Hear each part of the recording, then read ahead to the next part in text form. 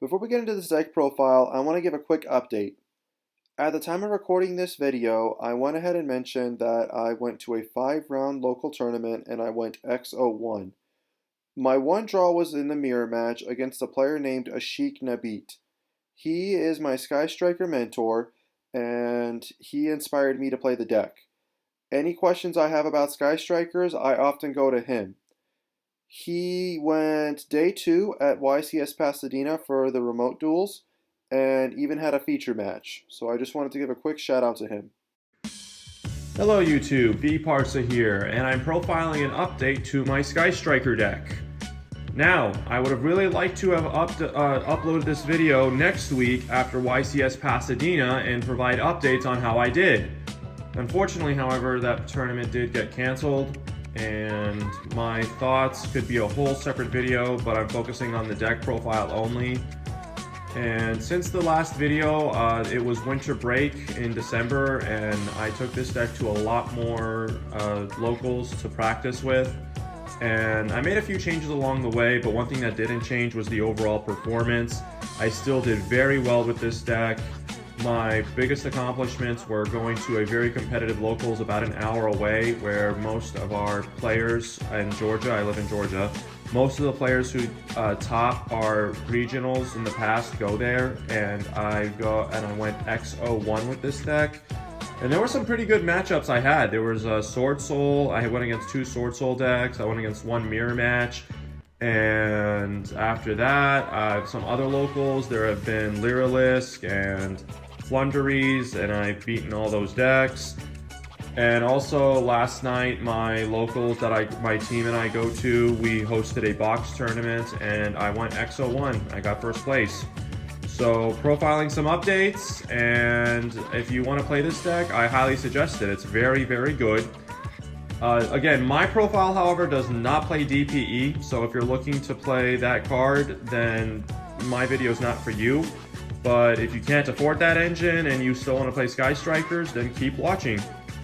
Now, without further ado, let's go ahead and get into the deck profile. Alright, so monster count first. This is still a 40 card deck. Still 3 Ray and your 1 Rose. I don't think this is going to change. This is still pretty standard. When we get our new Sky Striker support, I'll probably upload this profile again then with updates for the new Kaiju monster we'll have. For the hand traps, 3 Ash, again, best hand trap, most generic, and then 2 Veiler. One change I made was taking out Nibiru, because I really feel like this format, not too many decks are affected by Nibiru.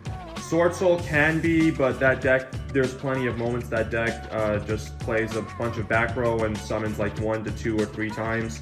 And Sword Soul honestly is not that an aggressive deck. Like it's powerful, but it's not putting out a bunch of negates like you think combo decks would. It's fairly mid-range in my opinion.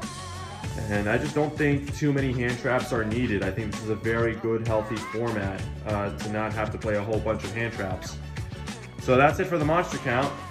Okay, so for the spells, I'm just going to go over the non-quick play spells and 2 Area 0. Again, the whole idea is you see 1, but then you can dump the second off of Hayate or something. The 1 Engage. This card will probably never go to more than 1, but we can only hope. The 1 Afterburner. I'm not playing Jamming Waves. I don't think that it's really good this format, particularly if you want to play back row removal, just rely on your side deck for that. The 1 Multi-Roll, maybe this card will go to more than 1 in the future. The 1 Hercules Space that I'm just still too stubborn to cut. You may want to cut this for something else, and if you do, go ahead. I know this card should be something else deep down, but I still want to have that backup insurance just in case. The 1 Terraforming to see another field spell as quick as possible. The 1 Rhoda to see a Sky Striker monster as quick as possible. And then your 3 Pot of Desires, because you really do need the plus.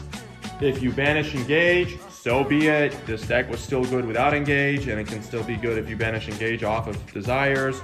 But keep in mind, like, you don't just go Desires first. If you can, try to dump Engage off of Hayate or something, then go Desires. So that's it for the non-quick play spells. Now for the quick play spells, let's make some room for that real quick. Alright, so for the quick play spells, I am obviously playing you're obviously going to want to play your 3 Widow Anchor, the best spell in the deck, the 2 Shark Cannon. Again, this card is the reason why Sky Strikers have a very good matchup against DPE, the 1 Eagle Booster, the 1 Hornet Drones, and then one change I introduced into the deck was 2 Forbidden Droplet. And maybe you could cut Hercules Space and play 3 Forbidden Droplet if you wanted. Now, I was in the air between Droplet and Chalice because some decks play both, but I mean, I'm already playing Widow Anchor, so you could kind of say Widow Anchor is your Chalice of the deck, and Droplet is, I mean, obviously Droplet, like you can't really replace Droplet. Now, the reason I'm playing Droplet is I understand some people don't like the neg in this deck. However, I think one interaction that's come up that's actually pretty good with Droplet in this deck is, let's say you have 2 spells in your graveyard and you activate Engage, and then you chain Forbidden Droplet and send the Engage for cost. That Engage, being the 3rd spell in grave, will read that it has 3 spells and you will get the draw. So that's just one neat interaction I've had with it.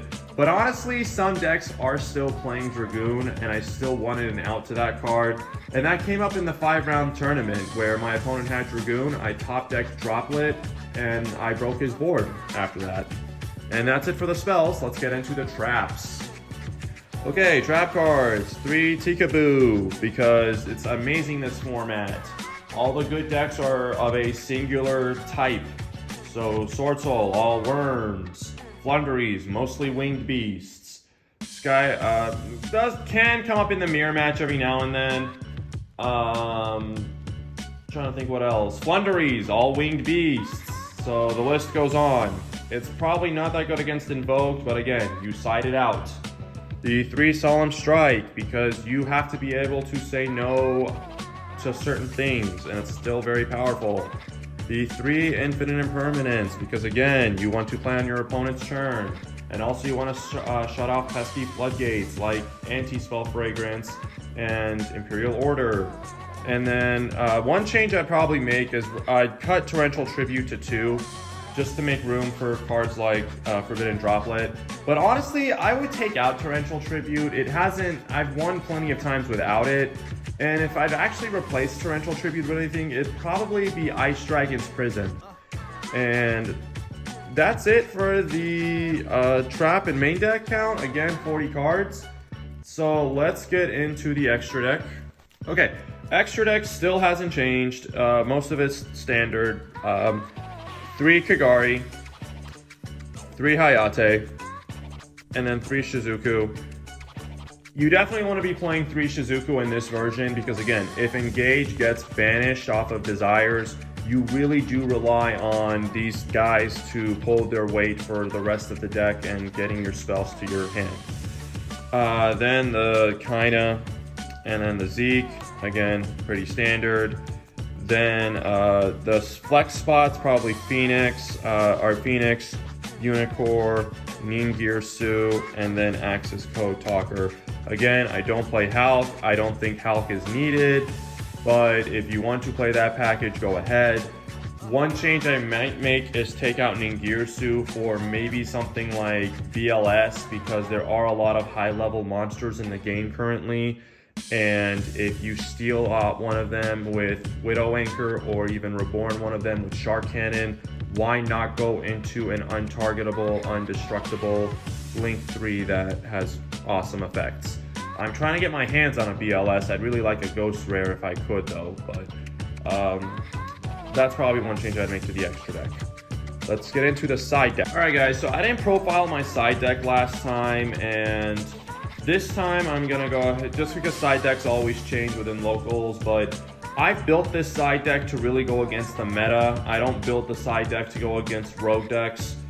So let's say you're going against back row decks. Well, I devote 6 cards to my side deck for those back row decks. 2 Twin, the 1 Harpy, and then your triple evenly matched. Evenly, yes, you do lose your battle phase and you lose the Hayate attack, but if it means clearing a whole bunch of back rows, so be it. And the difference between Evenly and Lightning Storm is Evenly can also deal with big monster boards. And again, this particular format, there are not many decks putting out a whole bunch of negates. Maybe one or two, and you can easily bait them out and then evenly. But a deck, for example, like Flunderies, that deck has 0 inherent negates. Maybe they have a Solemn Judgment, but that's not searchable. And evenly hurts their monster and spell and trap board. So then, as for other use, the actual hand traps that might come up in a tournament, I played 3 Artifact Lancia. This card I'd like to change, maybe Mystic Mine, just because when you're going against Lyrilisk, that deck probably puts out 1 negate with Apex Avion, and if you can bait that 1 negate, you just activate Mystic Mine, and their huge board sits there hurting them. Then after that, 3 Nibiru. I feel like it's better in the side versus the main, and performance-wise, it's upheld that thought. And then the 1-dimensional barrier. This card is amazing this format. You want to have chainable back row, especially when you're going first in game 3, because let's say you're going against Sword Soul. When your opponent knows what you're playing and they're sighting in back row hate against you, you don't want to overcommit. So when you open a card like Dimensional Barrier, you can just set that card, maybe one other card, and then they'll go Twin Twisters or Lightning Storm or Feather Duster, and you just flip Dimensional Barrier and you get another turn. So this card's amazing, and again, going second, it's still pretty darn good because this format is not too fast, it's not too aggressive, so D-Barrier can come up going second. And one interaction against DPE is you set 5 back row, let's just say. Odds are, the odds are in your favor, they're not going to hit Dimensional Barrier. They'll activate DPE's effect, and then in the draw phase, you flip Dimensional Barrier, and they're locked out. They can't summon out Dragoon, because Dimensional Barrier, again, some people misunderstand this card, it doesn't say you can't perform the summon, it just says you can't summon monsters of that type. So a purple monster, regardless of how it's being summoned, whether it's being reborn or fusion summoned or contact fused or whatever, a purple monster cannot hit the field if you call fusion with Dimensional Barrier. And that can come up against Dragoon. So this has been my profile, guys. I think I'm going to go ahead and retire the deck. The whole reason I played it was to get ready for Pasadena, and I've had my fun and thrill with the deck. I've done very well with it. I'm wanting to go to more the casual side for a little bit. I'm looking to play Necroz. That's been on my mind to-do list for a bit. And after that, I'm probably going to play Sword Soul just because I pulled all the cards from opening Burst of Destiny so many times. So I am looking forward to playing something new, but first I'm going to take a bit of a casual break. I may or may not upload those videos just because they are pretty casual, and sometimes they're not going to have that great of a performance against the meta deck, but I'll see. I'll probably record them and just because, and then upload them every now and then. But thank you so much for watching, and please like, comment, and subscribe, and watch some of my other profile duels with this deck. You'll learn a lot because Sky Strikers takes a very, very good pilot to make it good.